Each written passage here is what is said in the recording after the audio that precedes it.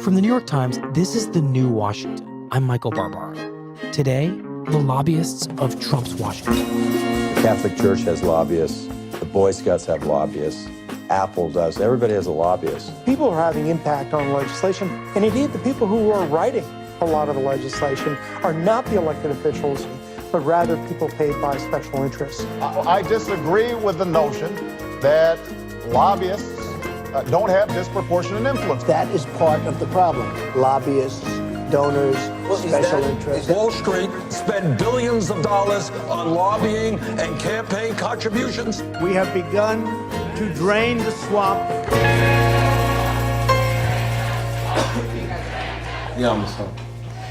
So this is our new office in Georgetown. Blue is my favorite color, so it's one of the reasons why the office is blue and the carpet's kind of light.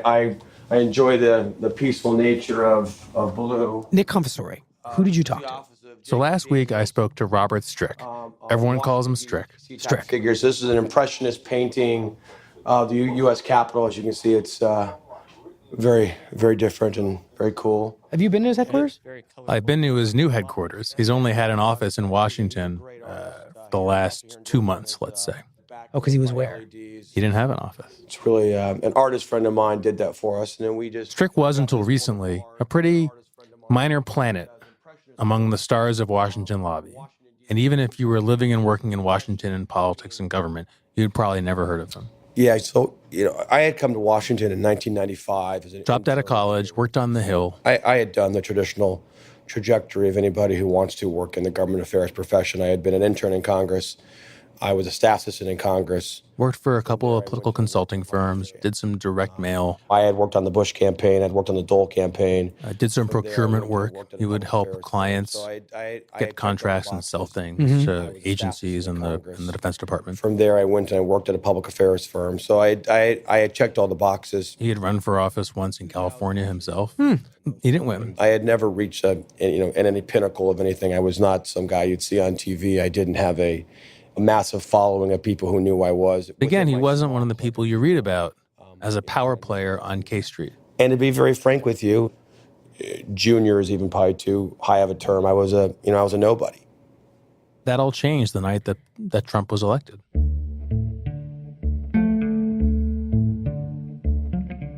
Strick happened to be friends with a bunch of folks in the Trump campaign.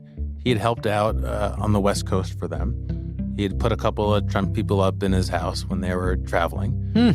He's opened his doors to Trump campaign. Yeah, he's been helpful. And so, after the Trump victory, the thing that was, that really resonated to me was that there weren't that many folks working for the Trump campaign. You have to remember that the A-team didn't want to work on the Trump campaign. The best people did not want to work on the Trump campaign. In fact, a lot of them were never Trumpers. They hated him. They thought Literally, he was bad for they the party. subscribed to this philosophy called never They were Trump. like, this guy is a disaster. I don't want anything to do with him. So who did he get? He got, the ragtag guys. He the fourth and fifth choices. That's who ended up on his campaign. People who would not have made it onto the campaigns everyone thought was going to win. And then he wins. What I realized was this was going to be a whole new world of people who never were given the same sort of respect. I mean, I remember during the campaign that there was this black book going around where the establishment was putting in names of people who worked for Donald Trump and that you would never get a job in Washington ever again. And that was the kind of Washington that existed that I've, for the last 20 years I've been in Washington. And so what Donald Trump's victory did was disrupt that paradigm, and he disrupted it overnight.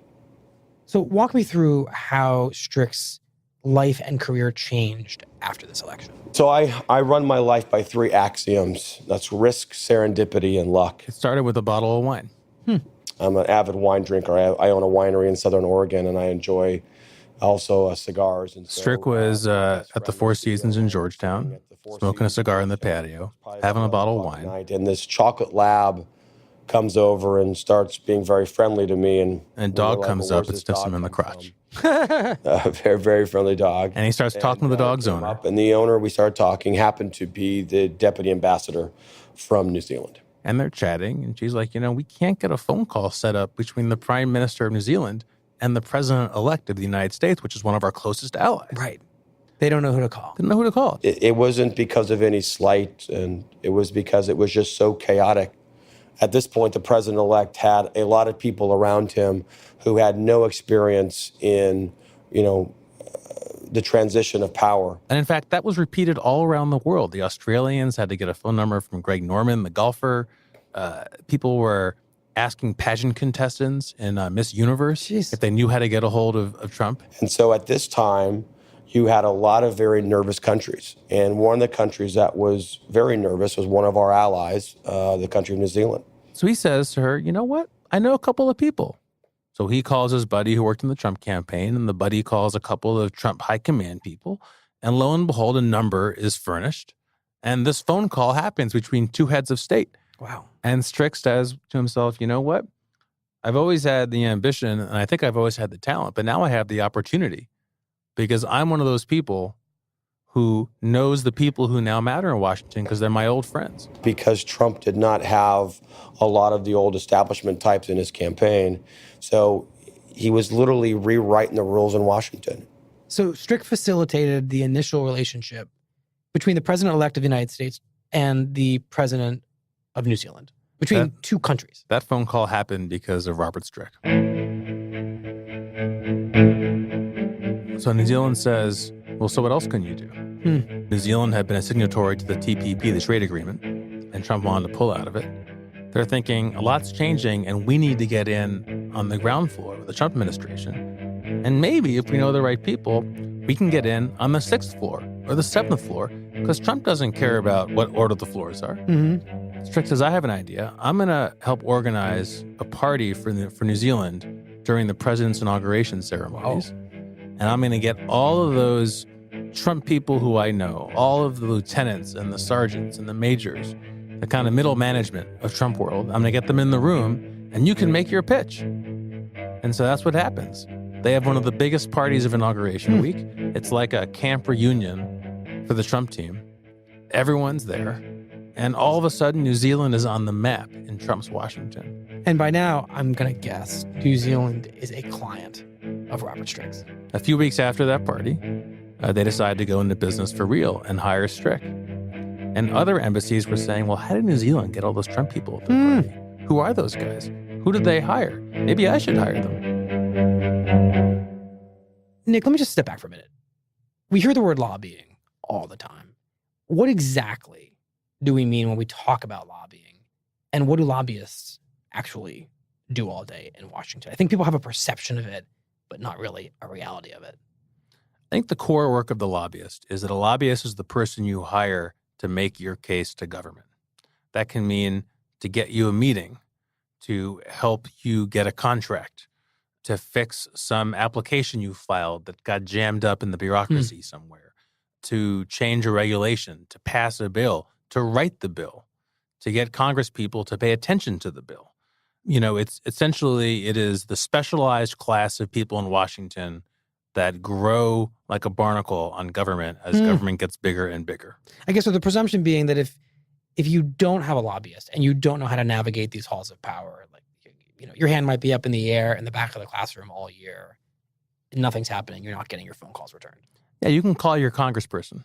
But aside from that, almost everybody has a lobbyist. Every company, every trade association, labor unions have lobbyists. There are even some lobbyists who advocate for the poor, although they are vastly outmatched in numbers and wealth by lobbyists for other special interests. You know, it's kind of akin to what a agent in Hollywood does for his actors. The same sort of thing applies in Washington, where you're being the agent for these corporations, these issues. And so you're kind of the Ari Emanuel of your clients. Exactly, sir. Exactly. How much money are we talking about when we talk about money and lobbying? And how much do lobbyists charge and make? I mean, what's the scale of this? Well, it varies. But basically, I'd say a small boutique lobbying firm, 5 guys and a secretary, is going to charge maybe $5,000, $10,000, $15,000 a month to work on a project. That's money. Usually every 3 months, you kind of re-up. The bigger firms, the ones that are, merged with big PR firms or basically law firms that have lobbying practices, They have paralegals. They have big teams of researchers. They have high overhead. Those guys are more like $15,000, $20,000, $30,000. But look, if you were in high demand and you have the relationships that matter, you can charge much more than that. You can charge $30, $40, $50, $100, $250,000. The sky's the limit. And the lobbying industry as a whole is a $3 billion industry. Wow. And you can either say that that's a lot of money or a tiny amount of money, given the amount of government spending there is that people are trying to redirect and influence and channel.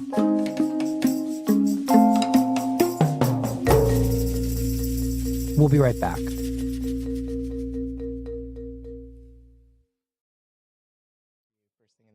Yeah, and what happened, that goes to our experts. So we have a team of experts that we've hired. A lot of them come from places like the Central Intelligence Agency, the Department of Defense.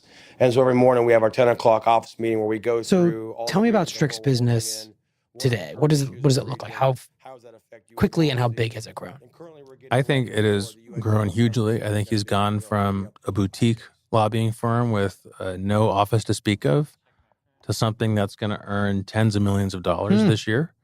And you got to realize companies have lobbyists, but foreign countries also have American lobbyists. Private diplomacy. His clients this year have included the Czech Republic, New Zealand, a trade association based in Korea. Not bad. Saudi Arabia, which is a huge spender on private lobbying in Washington. And most recently, Afghanistan. The government of Afghanistan has hired Strick to help them work through all the things that are going to happen with this new administration, the troop surge, American reconstruction efforts there, rebuilding efforts. That's a really big business. In some ways, it can be bigger than corporate lobbying because the countries pay a lot more than companies. And what we're trying to do is help countries modernize but not westernize. What I mean by that, I think the greatest extension of American power is this idea of free and fair elections, our First Amendment, and really the unbridled, unfettered role of capitalism within our society. And you know, this is a guy for whom a big client before now was the Vinyl Institute. Like a trade association for vinyl manufacturing. Right. It's a good client. There isn't anything wrong with that. But now he's working with the president of Afghanistan. He's talking to ambassadors from Colombia. It's a much bigger stage on which to parlay his talents. You know, I use this term, what I call the privatization of diplomacy. And I think what happened after the Trump victory was probably the first fresh look at the presidency, maybe since the inception of the Union and, with General Washington. I mean, you really had a guy coming in here, changing convention, bucking protocol, creating a new paradigm so that guys like me who didn't have the fancy degrees, didn't come from, the fancy law offices or the lobbying firms, had the ability to actually bring democracy directly to the president's doorstep himself. And so I want to unpack this concept of the privatization of American diplomacy. What does it mean? Well, when we talk about private diplomacy, typically when we think of diplomacy, we're thinking of governments. Yeah, but the in United fact, Nations. United Nations, yeah, the State Department. But even in normal times, there is a whole realm of foreign policy that is conducted by multinational companies, foundations. Think of the Clinton Foundation, right? They were essentially a kind of a private diplomacy endeavor. They were transnational. But it's even more important now in the Trump era. Trump is essentially dismantling the State Department. Right. His Secretary of State, Rex Tillerson, has not bothered to appoint people to many of the chief policy jobs and diplomatic jobs in his own department. It is a very small shop. And it's clear that the State Department under Trump is receding in importance as a player in American government. Now, some of that void is going to be filled by the military, and President Trump has surrounded himself with generals and ex-generals. But that's also going to be filled by people like Jared Kushner, people outside the government as well, businesses, consultants, advisors, people like Robert Strick. They're going to do some of the work that the State Department might have done. Well, tell me, so what attracted you to the Trump campaign in the first place? I mean, you started to get involved, in the primaries, and you weren't on the campaign formally, but tell me how your own political views developed, either differently from the president's or in sync with his. So, my support of Donald Trump wasn't ideologically driven. I didn't parse through all of his issue positions. I didn't look all of his positions. What I was most interested in Donald Trump was he willing to disrupt the cartel? Was he willing to actually disrupt the way Washington is done? And to be very frank with you, nobody else was going to give me the chance. Strick talks about Trump disrupting the cartel. And that's not a phrase I've ever really heard of outside of the drug industry. But what is the cartel in this case in Washington? I think in Strick's mind, the cartel is the 10 or 20 biggest lobbying firms, the firms that own most of the foreign lobbying work, the firms that own the big corporate contracts, who control most of the business. The attraction of Donald Trump came because I believed he was going to give people the opportunity for new, fresh ideas into Washington. And where Donald Trump is right is the establishment has been doing the same thing over and over and over and over again. And the definition of insanity, as we all know, is doing the same things over and over and expecting a different result. How are the A-listers, as you're describing them, the kind of prestigious, fancy, white shoe lobbying firms in Washington, how are they adapting to newcomers like Strick? Are they happy with him? Are they envious of him? I mean, are they able to navigate their way through this the way he did? I think in the early months of the Trump administration, some of these guys were thrown on their backs and their clients were pretty panicked. So one thing they did early on was they would call guys like Strick, or they would call guys like Corey Lewandowski, who's an unregistered lobbyist who has clients and kind of helps them get stuff done in the Trump administration. They would call them for advice. They'd bring him in for meetings. But here's the irony. And you got to give President Trump something on transparency. I mean, the idea that he's banned all his officials from going back in the lobbying business. But he handed waivers to 100 lobbyists to come into his presidency. Well, right, but it turned out that Trump's world was so small that when it came time to fill his administration, he basically kind of outsourced it to industry. So now there are over 100 former lobbyists working in his administration at pretty high levels, and they're working on the same stuff they lobbied on. So if you're in the mining industry or the coal industry or the oil industry, your former guy or gal is now working in the administration. So you don't have to worry about access. You have it. The usual class of guys got back on their feet. Let me address that, and I want to tell you. So I think there's also a very negative stigma that comes on a lobbyist. Mm-hmm. And I don't know that most people understand that some of these congressmen see 8 to 9 to 10,000 bills a year coming through their desks. And so if there's a lobbyist on one side of the issue, there's a lobbyist on the other side of the issue. Lobbyists are usually the most educated on the bills. They spend years and years and years learning the nuances of specific legislation.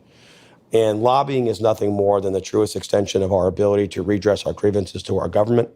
So I don't have any problems with experts who are in the lobbying field going into the administration and providing their expertise. I think what I learned in covering this subject over the last couple of months is that Trump created chaos. He created a power vacuum. And that disempowered some of the usual swamp creatures for a while. But something had to fill that vacuum. And when the president doesn't have a strong policy apparatus, strong points of view, you actually can't get anything done. So even if you're the lobbyist who's connected to the Trump administration, like, I'm going to get my ornament on the Christmas tree for my client, but there's no Christmas tree. Mm. If your goal is, well, I'm going to get something put in the president's new proposal for whatever, if the proposal never gets drafted, never gets to the Hill, never gets passed by Congress, you can't deliver for your clients. So it sounds like even lobbyists like a Strick, who are in the best possible position, can find this presidency frustrating to work with. Yeah, I think it's hard to get anything done in Washington right now. And ultimately, sure, lobbyists get paid to stop things from happening. That's certainly a big part of the business. But The other part of the business is latching on to whatever is happening and getting your thing attached to it. But if everything is stalled, then you can't deliver those wins. I will tell you this, that, without the disruption of Donald Trump, my firm doesn't exist. I was willing to put my family's safety. I got to tell you, I lived in California and we put some Trump signs in our yard. They were vandalized. My home was spray painted. We were threatened by our neighbors. So, there are areas in this country where being a Trump supporter wasn't the most viable thing to do for your safety or for your family. And so that actually emboldened me more. Strick seems very defensive about lobbyists, about his own industry that he's now doing wildly successful in, as if he's worried about how he'll be perceived. He's also very aware of the fact that despite Trump having won, being a Trump supporter is not necessarily going to ingratiate him to lots of people. So how does he manage that, and how does he talk about managing that? In my conversations with Strick, I find that he doesn't talk a lot about, the president's big policy ideas. And maybe that's because he doesn't agree with them. People are all worked up about immigration. Well, I'm the son of an immigrant, and so I believe immigration is the backbone of this country. Immigration is the ideal to come to this great shining beacon of freedom. And it's not to take advantage of America, and it's not to take advantage of social systems. So I think he likes to think of Trump as a disruptor and himself as among the beneficiaries of that disruption and among the people who are trying to use the disruption to do some good for himself and for the world. That's what gets me up every day.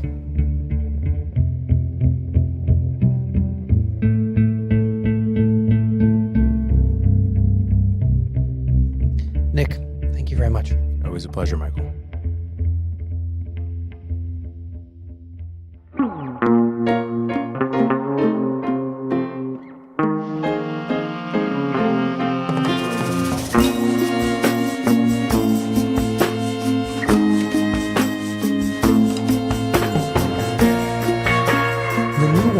Is produced by Michael Simon Johnson and Michaela Bouchard. Brad Fisher is our engineer. Lisa Tobin is our executive producer. Samantha Hennig is our editorial director. Our theme music is by Jim Brunberg and Ben Lansford of Wonderly. Special thanks to Ben Kulich. That's it for The New Washington. I'll see you back here next weekend.